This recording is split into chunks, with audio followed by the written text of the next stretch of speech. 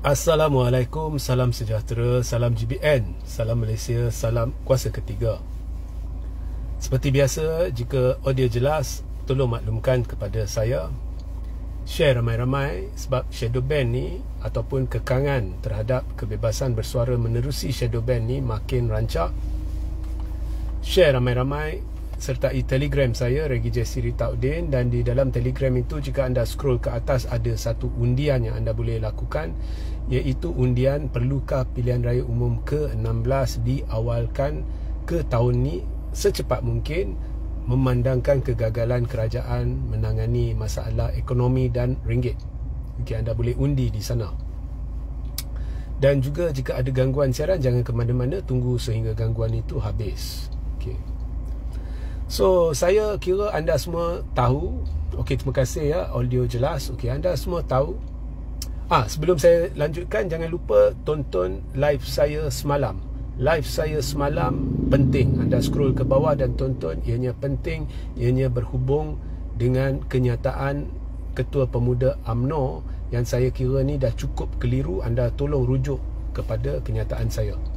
Baik, saya kira anda semua sudah tahu kenyataan adun bersatu dari Selat Klang, Abdul Rashid. Abdul Rashid di Selangor telah mengisytiharkan sokong Menteri Besar Selangor. So, seperti 6 MP bersatu yang telah isytihar sokong Anwar, walaupun bersatu tidak berkenan ya sokongan itu, begitu juga di Selangor, bersatu Selangor tidak menyokong Menteri Besar Selangor, tetapi adun Selat Klang telah mengisytihar sokong Menteri Besar Selangor Amiruddin Syari. So, adun Selat Klang ni nama dia Abdul Rashid. Now, dalam memberi sebab, so dia cuba beri justifikasi lah mengapa dia sokong. Sebenarnya bila kita cerita justifikasi ni, mana-mana MP atau adun yang telah mengkhianati parti tak perlu beri justifikasi. Sebab kalau anda menurut sistem kepartian, maka di dalam sistem kepartian ini anda ada tanggungjawab terhadap parti. Ya. Tanggungjawab terhadap parti iaitu untuk menurut kehendak majlis kepimpinan tertinggi parti. So, jika parti kata tak sokong Perdana Menteri, maka tak sokong Perdana Menteri. Jika parti kata sokong Perdana Menteri, anda sokong Perdana Menteri. So, itu satu sudut. Satu lagi sudut ialah perlembagaan memberi kebebasan kepada semua MP, wakil rakyat mahupun wakil Dewan Undangan di peringkat persekutuan mahupun di peringkat negeri, untuk menentukan secara sukarela dan peribadi pada bila-bila masa mereka sokong atau tidak Perdana Menteri. So, itu lagi satu sudut. MP ada hak, wakil rakyat ada hak. Dia tidak perlu menurut kehendak parti. So, ada dua sudut di sini. Satu, anda tertakluk kepada kehendak parti, dan jika anda tidak ikut kehendak parti, anda dikira mengkhianati. Tapi satu lagi sudut ialah perlembagaan persekutuan memberi kebebasan. Jadi, di dalam perkara yang berkait dengan sokongan terhadap Perdana Menteri, dia buta parti. Perlembagaan tidak sebut parti. So, undang-undang anti lompat parti sekalipun tidak boleh atasi hak ini. So, ada dua sudut ni. Jadi, sebenarnya wakil rakyat perlu tentukan dengan peribadi apabila mereka hendak buat keputusan sendiri, kerana perlembagaan memberi mereka hak membuat keputusan itu. Adakah mereka sanggup mengenepikan kehendak parti? Sebab bila anda menurut, dan anda tidak lakukan kesalahan, jika anda menurut apa yang dikatakan dalam perlembagaan, MP boleh sokong atau tidak sokong Perdana Menteri, dia tidak memerlukan anda rujuk parti. Jika anda hendak menurut itu betul-betul, boleh, tak salah.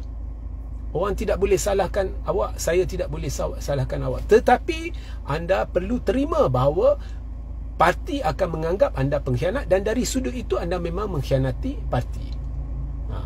So, lain kali kalau anda hendak menurut perlembagaan sepenuhnya, anda hendak membuat sesuatu yang mungkin bertentangan dengan dasar parti, lebih baik anda jadi calon bebas, atau jangan jadi calon parti.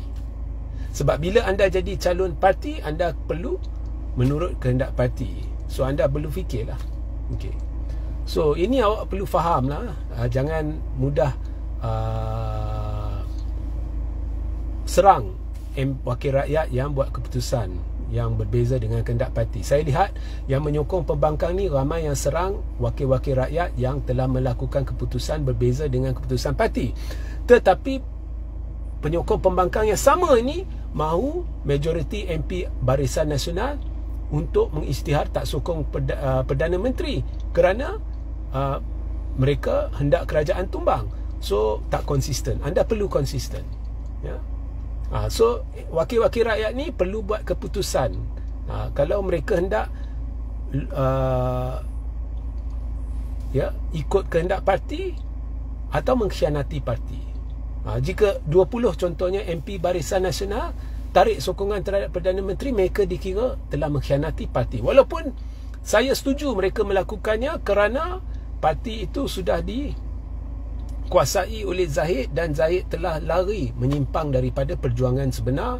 Dia telah menjadikan UMNO sebagai platform perjuangan peribadi dia nak selamatkan Tengkok dan sebagainya. So dari sudut itu tak guna anda loyal to parti. Lebih baik khianat parti, tapi tetap ianya pengkhianatan. Tetapi dari sudut perlembagaan, jika 20 MP Barisan Nasional tarik sokongan terhadap Perdana Menteri, mereka melakukan hak mereka sebagai wakil rakyat. Tidak ada apa-apa yang salah. Walau bagaimanapun, dalam kes Adun Selat Kelang, Abdul Rashid, dia telah tembak kaki sendiri. Sebenarnya tak ada istilah tembak kaki sendiri dalam bahasa Melayu. Istilahnya adalah dari bahasa Inggeris, iaitu he shot his own foot. Tapi terjemahannya tembak kaki sendirilah. Maknanya dia kantoi lah. Sebab dia kata dia telah melakukan apa yang dia lakukan kerana dia hilang kepercayaan terhadap Bersatu. Kerana sebelum PRU15, apabila dia tahu Bersatu bahawa kerusi tertentu, ya, ada satu kerusi di Selangor ni harus kekal pada Bersatu, dia kata pucuk pimpinan tidak dengar dia. Pada saat terakhir dia bagi kad PAS. Okey, sebab itu dia berkhianat.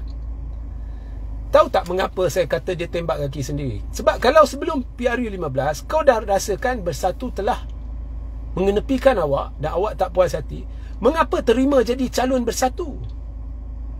Sebab bila awak terima jadi calon Bersatu, maknanya pada ketika itu dan pada ketika pilihan raya, anda mewakili Bersatu. Anda sepatutnya tidak ada masalah dengan Bersatu yang boleh menyebabkan anda akan mengkhianati Bersatu. Dan awak hantar mesej kepada rakyat di kawasan awak bahawa awak di sana untuk memperjuangkan nasib mereka. Di belakang awak ialah Bersatu. Anda mewakili Bersatu. Jadi awak terima jadi calon, awak menang atas ihsan pencalonan awak oleh Bersatu. Kemudian awak khianat Bersatu. Tetapi sebenarnya awak bukan sekadar khianat Bersatu. Saya tahu awak ada hak sebagai wakil rakyat pada bila-bila masa untuk tentukan anda sokong atau tidak menteri besar. Itu hak anda. Anda tidak lakukan kesalahan, tapi tetap dikira mengkhianat parti sebab awak menang atas parti. Tetapi awak bukan sekadar mengkhianat parti. Awak mengkhianat penyokong awak, mereka yang mengundi awak. Sebab awak ke pilihan raya atas tiket Bersatu, kemudian awak kata awak tak puas hati dengan Bersatu. Kalau tak puas hati dengan Bersatu, mengapa menipu rakyat di kawasan awak bahawa awak nak berjuang untuk mereka dengan menggunakan platform Bersatu? Sedangkan awak dah tahu awak tak puas hati dengan Bersatu dan awak mungkin akan khianati Bersatu. Jadi awak telah khianati pengundi anda. Sepatutnya jika itulah masalahnya, awak tidak menerima pencalonan Bersatu dan awak beritahu Bersatu, saya tidak boleh terima pencalonan itu, maka pada ketika itu awak perlu putuskan sama ada awak tidak bertanding ataupun awak keluar dari Bersatu dan bertanding sebagai calon bebas. Faham tak? Sebab itu saya kata Adun Selat Kelang telah tembak kaki sendiri menerusi pendedahan bahawa beliau tidak puas hati dengan Bersatu atas satu perkara yang telah berlaku sebelum PRU 15. Dan dengan itu Adun Selah Klang bukan hanya khianat Bersatu, tetapi dia telah khianat rakyat yang telah mengundi dia, kerana dia telah menipu rakyat pada ketika pilihan raya umum ke-15. Kononnya dia akan perjuangkan rakyat dengan bantuan Bersatu, walhal dia tahu pada ketika itu dia tidak puas hati dengan Bersatu dan dia boleh khianati Bersatu. So saya rasa dia dah tersilap langkah, sepatutnya tutup mulut sajalah. So sekarang Bersatu ada point, dan point ini, kekuatan ini telah diberikan kepada Bersatu oleh Adun Selah Klang. Ya. So Adun Selah Klang sekarang boleh diambil tindakan oleh Bersatu, bukan hanya sebab sokong atau tidak Menteri Besar, sebab dia telah menipu Bersatu. Dia telah menerima pencalonan, sedangkan sekarang dia guna alasan dia tak puas hati dengan Bersatu untuk membuat keputusan berbeza. Jadi dia telah mengaku juga, dan ini poin kedua, dia telah mengaku juga bahawa insentif atau sebab dia menyokong Menteri Besar tidak ada kaitan dengan hak berperlembagaan beliau untuk sokong atau tidak Menteri Besar. Sebabnya adalah dia tidak puas hati dengan Bersatu atas sesuatu yang berlaku sebelum pencalonan beliau. So kalau dia tak puas hati sebelum pencalonan beliau, sepatutnya dia tak terima pencalonan. Tapi dia terima pencalonan, lepas tu menang, lepas tu dia kata tak puas hati, sebab itu dia sokong Menteri Besar. Jadi dia sebenarnya bukannya sebenar-benarnya menyokong Menteri Besar sebab dia mau sokong, sebab dia rasa Menteri Besar tu baik. Tak ada. Dia nak lawan Bersatu. Sebab apa? Satu kesalahan yang dilakukan sebelum dia menerima pencalonan. So Bersatu ada banyak sebab untuk ambil tindakan terhadap dia, dan Bersatu ada banyak sebab untuk memecat dia. Dan kali ini pemecatan itu jika boleh dibuktikan, bukannya sebab Bersatu nak rampas hak berperlembagaan dia untuk sokong atau tidak Menteri Besar, tetapi sebaliknya sebab Bersatu nak beritahu kepada mahkamah bahawa dia telah menyokong Menteri Besar, bukan sebab dia nak gunakan hak berperlembagaan dia, sebab dia nak lawan Bersatu atas sesuatu yang berlaku sebelum pencalonan dia. Jika Bersatu boleh buktikan perkara ni, tidak mustahil mahkamah memutuskan bahawa dengan mengambil tindakan terhadap Adun ini, Bersatu bukannya merampas atau mencabul hak berperlembagaan Adun itu untuk menyokong atau tidak Menteri Besar, dan mungkin dia boleh dipaksa kosongkan kerusi. Ya. So selagi sekali lah Adun Kota Selat apa Selat, whatever lah, Adun tu lah, kesilapan terbesar anda ialah anda buka mulut.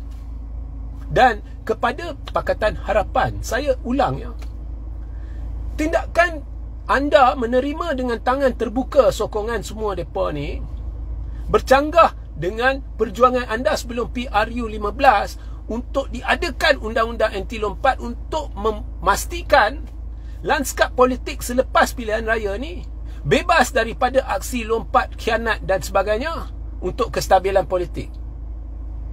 Dan anda telah menonjolkan bahawa anda secara terbuka menerima sokongan ni, tapi dulu bila ada ura-ura anda akan tumbang sebab ada kononnya sokongan, ada ramai nak tarik sokongan, anda tidak puas hati, walaupun sebenarnya kedua-duanya melibatkan hak berperlembagaan yang sama. Jadi secara tidak langsung anda menunjukkan bahawa anda tidak kisah apa yang termaktub dalam perlembagaan. Janji ianya menguntungkan anda, anda bersetuju apa sahaja boleh dilakukan, termasuk pengkhianatan. Ini tidak baik. So jika benda-benda ni semua sedang berlaku, saya rasa langkah paling tepat ialah bubar parlimen. Saya kira sekarang jika ada pilihan raya umum, saya rasa semua setuju akan berlaku satu perubahan dalam lanskap politik. So selepas itu, apa jua keputusan kita harus terima dengan tangan terbuka.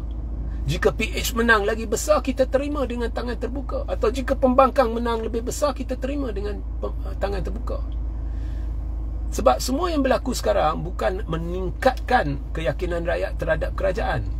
Semua ni memarahkan lagi rakyat, meresahkan lagi rakyat, menyebabkan rakyat meluat.